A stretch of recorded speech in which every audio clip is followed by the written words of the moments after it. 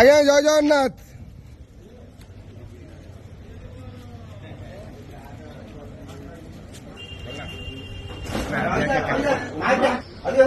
हरी बोला हरि हरि बोला हरि हरि बोला।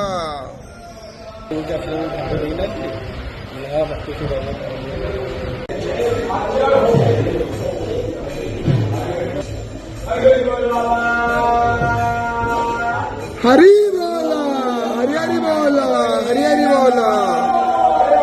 शुभं करोति कल्याणं आरोग्यं धन संपदा शत्रुवृद्धि विनाशाय दीपं ज्योति नमस्तुते।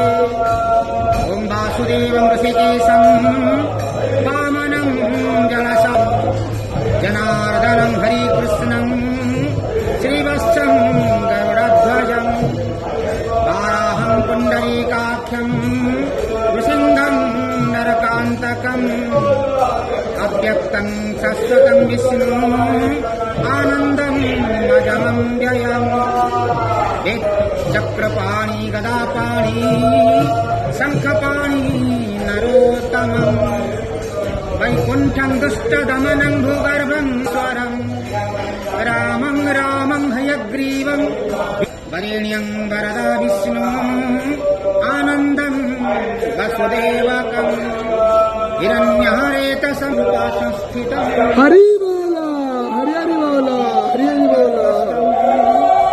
सर्वेशं सर्वतोमुखं ज्ञानं कुटस्थः चलं ज्ञानादं परमं प्रभुनां जगरूपिणाम् ईश्वरं सर्वभूतानां वन्दे भूतमयं प्रभु